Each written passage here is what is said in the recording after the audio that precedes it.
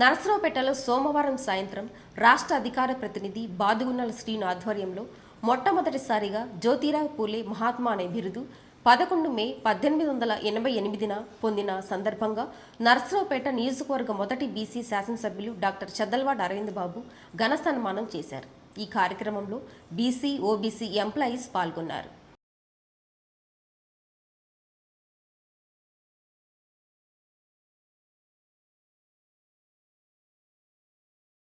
మహాత్మా బిరుదు ఇచ్చిన రోజున ఈ కార్యక్రమాన్ని ఏర్పాటు చేయటం, మరి సోదరులందరూ కూడా అన్ని వర్గాల ప్రజలు, దాదాపు బీసీ కులాలంటే 156 కులాలు ఉన్నాయి.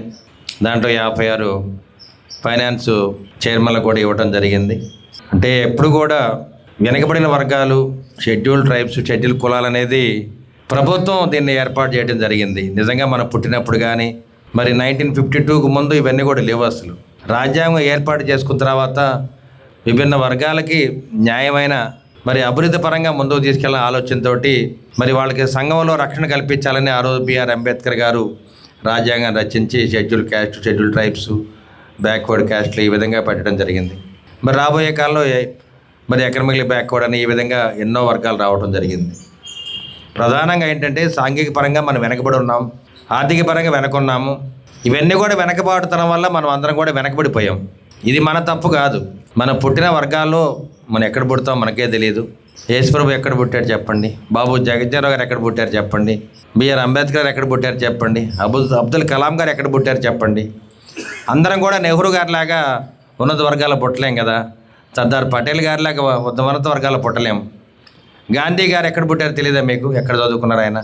చిన్న సామాజిక వర్గాల్లో వచ్చారు ఆయన. అదేవిధంగా గొప్ప వ్యక్తులు ఎప్పుడు కూడా మట్టిలోనే పుడతారు, మట్టిలోనే పెరుగుతారు, మట్టిలోనే కలవాలి. అటువంటి కోవలో మరి జ్యోతిరావు పూలే గారు ఎప్పుడు 1827లో పుట్టి ఇప్పటిదాకా ఆయన పేరును స్మరించుకుంటున్నామంటే ఎందుకంటే ఇది కూడా గొప్ప వ్యక్తుల యొక్క త్యాగాలు మనం ముందుకు తీసుకెళ్ళాలి. 4:30కి లేచి వాకింగ్ చేసి తర్వాత స్విమ్మింగ్ చేసి హాస్పిటల్కి వచ్చి రౌండ్స్ వేసుకొని ఓపీ చూసి మళ్ళీ ప్రజా జీవితంలోకి వెళ్ళిపోతూ ఉంటారు. మళ్ళీ అట్లాగే సాయంత్రం 11, 12 ఇంటికి చేరుతారు. ప్రతి క్షణం కూడా ఎంతో విలువైనది. తన తోటి వాళ్ళ కోసం వినియోగించడం అనేది చాలా గొప్ప విషయం. గొప్ప మనసున్న వాళ్ళకి అది సాధ్యమైతే.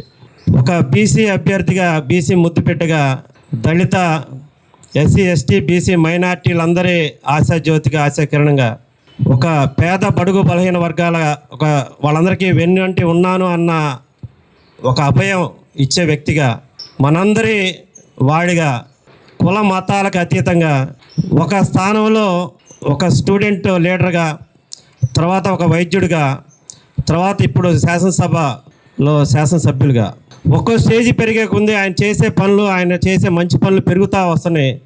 హీ నోస్ దట్ ఫస్టే ఇట్లా వస్తేనే ఎక్కువ మందికి మనం ఎక్కువ ఉపయోగపడే విధంగా మన జీవితాన్ని మలుచుకోగలగమని చాలా విషయాల్లో మీరు ఆయన దగ్గర నుంచి చూస్తే